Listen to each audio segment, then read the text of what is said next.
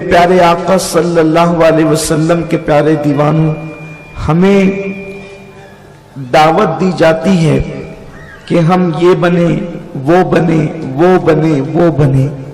یقیناً سب کچھ بننا چاہیے، لیکن آج میری گزارش آپ سے صرف اتنی ہے کہ ہم سب پہلے انسان بن جائیں، صرف انسان پہلے بن جائیں، کیونکہ ہمیں مسلمان بننے کے لیے، سنی مسلمان بننے کے لیے، قادری مسلمان بننے کے لیے، ولی بننے کے لیے، غوث بننے کے لیے، کتب بننے کے لیے، ابدال بننے کے لیے، سب کچھ بننے کے لیے تو انسان ہی بننے کی ضرورت ہے۔ ہم سب کچھ بعد میں بنیں گے، پہلے ہمیں انسان بننا ہوگا، اس لیے کہ مسلمان بھی وہی ہوگا جو انسان ہوگا۔ جب ہم انسان ہی نہ بن سکے تو پھر ہم مسلمان کیسے ہوں گے؟ پھر ہم سنی مسلمان کیسے ہوں گے؟ پھر ہم قادری مسلمان کیسے ہوں گے؟ پھر ہم ولی، غوث، کتب اور ابدال کیسے ہوں گے؟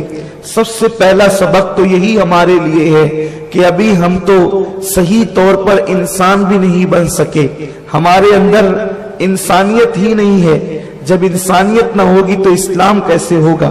جب انسانیت نہ ہوگی تو ایمان کیسے ہوگا؟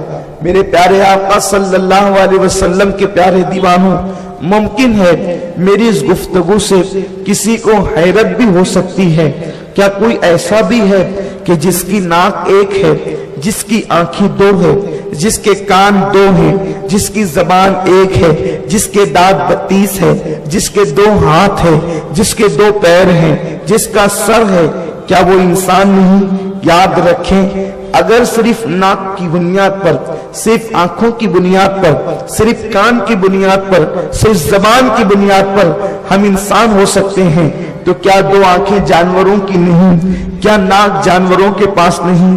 کیا کان جانوروں کے پاس نہیں؟ کیا زبان جانوروں کے پاس نہیں؟ دراصل انسان جو انسان ہے وہ اپنے اخلاق کی بنیاد پر ہے، انسان جو انسان ہے وہ اپنی عقل کی بنیاد پر ہے، انسان جو انسان ہے وہ اپنے کردار کی بنیاد پر ہے، انسان جو انسان ہے وہ اپنی اچھائی کی بنیاد پر ہے۔ جس کے پاس اچھائی نہیں وہ انسان کہلانے کا حقدار نہیں، جس کے پاس اخلاق نہیں وہ انسان کہلانے کا حقدار نہیں، جس کے پاس زبان تو ہے لیکن اس کا صحیح استعمال نہیں وہ انسان کہلانے کا حقدار نہیں۔ میرے پیارے آقا صلی اللہ علیہ وسلم کے پیارے دیوانوں، آئیے ہم انسانیت کی بات کرتے ہیں، ہم اکرام انسانیت کی بات کرتے ہیں، ہم احترام انسانیت کی بات کرتے ہیں۔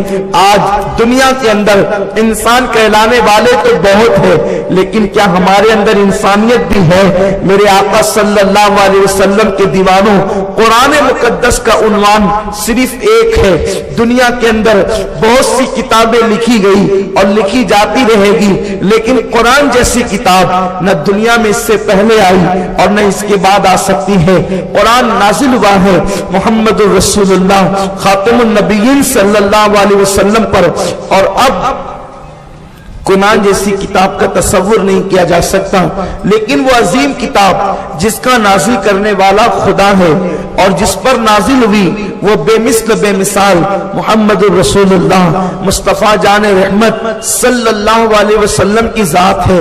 آپ مجھے بتائیں کہ نازل کرنے والے سے بہتر کوئی ذات نہیں، جس پر نازل ہوئی اس سے بہتر کسی کی ذات نہیں، اور جو کتاب نازل ہوئی اس سے بہتر کوئی کتاب نہیں۔ نازل کرنے والے کی شان یہ ہے، لم یلد ولم یولد، نہ اس کے کوئی ماں باپ ہے نہ اس کی کوئی اولاد ہے، اس کی شان یہ ہے وہ کن کہہ کر کائنات کو وجود عطا کرتا ہے۔ نازل کرنے والے کی شان یہ ہے، اس نے کن کہا تو آسمان پیدا ہو گئے، اس نے کن کہا تو زمین پیدا ہو گئی، اس نے کن کہا تو ستاروں کی انجمن سے، اس نے کن کہا تو اتنا بڑا سورج پیدا کیا، اس نے کن کہا تو چمکتا ہوا چاند پیدا کیا، اس نے کن کہا تو درختوں کو پیدا کیا، اس نے کن کہا تو زمین پر سبزے کی چادر بچھا دی۔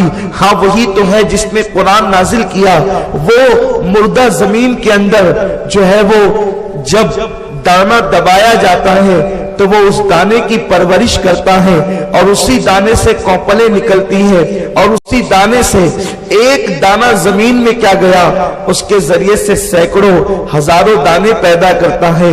वो है जिसने कुरान नाजिल किया है। मेरा अल्लाह जो आसमान से बारिश बरसाता है वही कुरान का नाजिल करने वाला है। वो मेरा रब है जो माँ के पेट में सूरतें बनाता है वही कुरान का नाजिल करने वाला है। हाँ, जो पत्थरों से पानी निकालता है, जो पत्थरों से सब्जे पत्थरों को फोड़ करके सब्जे पैदा करता है, पत्थरों में पौधे और फूल उगाता है, वो मेरा अल्लाह है जिसने कुरान नाजिल किया है। ऐसी शान वाला है कुरान नाजिल करने वाला। और जिस पर कुरान नाजिल हुआ वो ऐसा बेमिसाल है कि कुरान नाजिल करने वाले खुदा ने दरख्त पैदा किए और दरख्त जमीन से उगाए, और जिस पर नाजिल किया वो इतना बेमिसाल है कि वो इशारा करता है तो दरख्त चल करके उस रसूल के पास आ जाते हैं। वो इतना बेमिसाल रसूल है। नाजिल करने वाला खुदा चांद बनाता है और जिस पर नाजिल किया वो इतना बेमिसाल है कि वो इशारे करके चांद को दो टुकड़े कर देता है, इशारा करके चांद जोड़ भी देता है। नाजिल करने वाला खुदा सूरज बनाता है और जिस पर नाजिल हुआ वो इतना बेमिसाल है कि इशारा करके सूरज को पलटा लिया करता है। अल्लाहु अकबर। जिसने नाजिल किया वो भी बेमिसाल, जिस पे नाजिल हुआ वो भी बेमिसाल, और जो किताब नाजिल हुई वो भी बेमिसाल, लेकिन उस कुरान का उन्वान है इंसान। कुरान का सिर्फ एक ही उन्वान है जिसे इंसान कहते हैं। कुरान ने इंसानियत की दावत दी, सबसे पहले इंसानियत की, इसलिए कि इंसान के बारे में किसी ने कहा कि इंसान बंदर से पैदा होने वाला एक अजूबा है। किसी ने कहा इंसान पहले बंदर था, फिर तरक्की करते करते वो इंसान हो गया। हम कहते हैं अगर इंसान बंदर से इंसान बना है तो आज इंसान से कुछ और क्यों नहीं बन जाता? जब तरक्की करके इंसान बंदर से इंसान बना तब तरक्की करके इंसान कुछ और नहीं बन जाता? इसकी शक्ल क्यों नहीं बदलती? हजारों साल से इंसान तो आखिर जी रहा है, फिर ये क्या बात है? तो लोग इंसान की तौहीन करते रहे, खुद इंसान होकर इंसानियत पर सवालिया निशान खड़ा करते रहे, लेकिन कुरान अल्लाह की वो किताब है जिसने इंसान की असल शबीह को, असल तस्वीर को यूं पेश किया कि मेरा अल्लाह फरमाता है वत्तीन वज़ैतून वतूर सीनीन वहाज़ल बलदिल अमीन। अल्लाह ने चार कस्में उठाई। कितनी कस्में? 4 कस्में। पहली बात, वो बगैर कसम के कोई बात कहे तो भी उसकी बात मानना जरूरी है, क्योंकि कहने वाला खुदा है, रब है।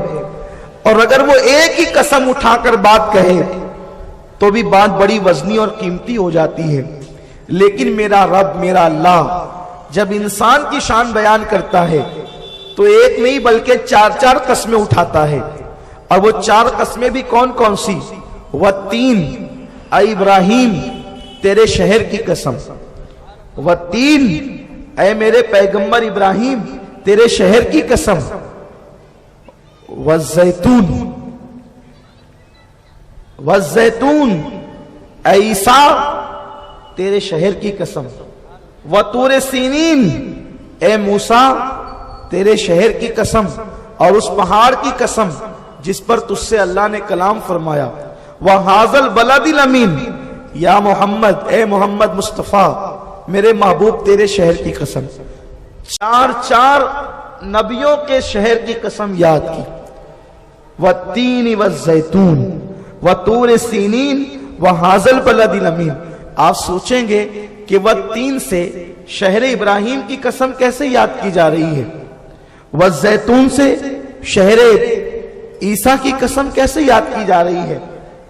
यहां तो तीन और जैतून की बात की गई है, अंजीर और जैतून की बात की गई है।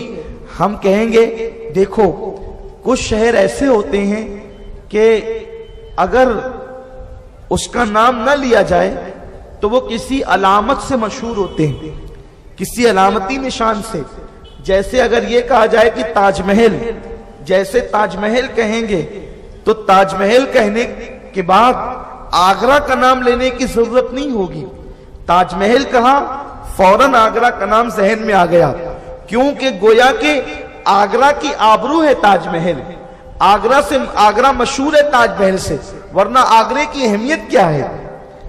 تو جیسے ہی تاج محل کہا آگرہ کا نام ذہن کے اندر ابھر آیا، کیونکہ آبرو آگرہ کا نام ہے تاج محل، نشان آگرہ کا نام ہے تاج محل، آگرہ کی پہچان کا نام ہے تاج محل۔ تو جہاں تاج محل ہوگا وہاں آگرہ خود ہی آ جائے گا، خود بخود آگرہ کا تعارف آ جائے گا۔ اسی طرح سے بمبئی کی کچھ چیزیں مشہور ہیں، اس کا نام لے لیا جاتا ہے تو فوری طور پر بمبئی کا نام آتا ہے۔ جیسے جو ہے وہ باب ہند جسے آپ گیٹ آف انڈیا کہتے ہیں، اگر یہ کہہ دیا جائے تو فوری طور پر بمبئی کا نام ذہن میں آ جاتا ہے۔ اس طرح کی بہت ساری چیزیں بمبئی کے حوالے سے مشہور ہے۔ اسی طرح سے اور بھی شہروں کی بات ہے۔ یاد رکھیں ابراہیم علیہ السلام جس علاقے میں پیدا ہوئے اس علاقے کے اندر انجیر پیدا ہوتی تھی اور وہاں کی انجیر بڑی مشہور ہے۔ اسی طرح حضرت عیسیٰ جس علاقے میں پیدا ہوئے اس علاقے کا زیتون بڑا قیمتی اور بڑا مشہور ہے، اور طور سینین اور حاذا البلد الامین تو بالکل ظاہر ہے۔ تو یوں کیا جاتا ہے کہ کبھی کبھی کسی شہر کا نام نہیں لیا جاتا بلکہ اس کی مشہور علامت کو بیان کیا جاتا ہے۔ آخر انجیر اتنی عظیم کیسے ہو گئی کہ اس کی قسمیں یاد کی جا رہی ہے؟ بات انجیر کی نہیں ہے، بات دراصل نبیوں کے شہر کی ہے۔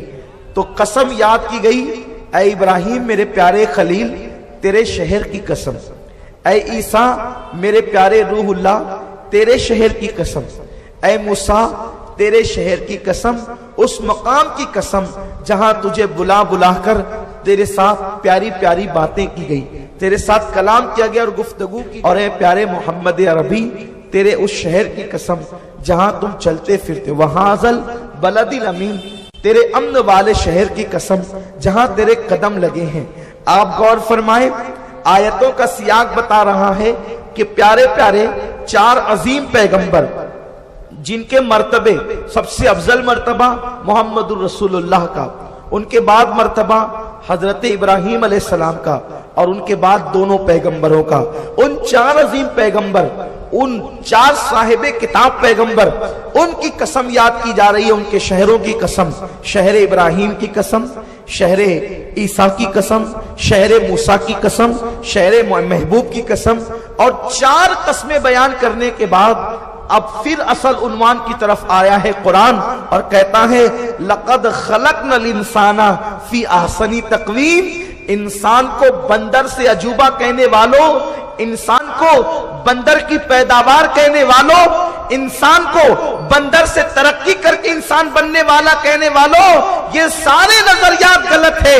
لَقَدْ خَلَقْنَا الْإِنسَانَ فِي أَحْسَنِ تَقْوِيمٍ، ہم نے انسان کو اچھی صورت پر پیدا کیا ہے، ہم نے انسان کو اچھی شکل پر پیدا کیا ہے۔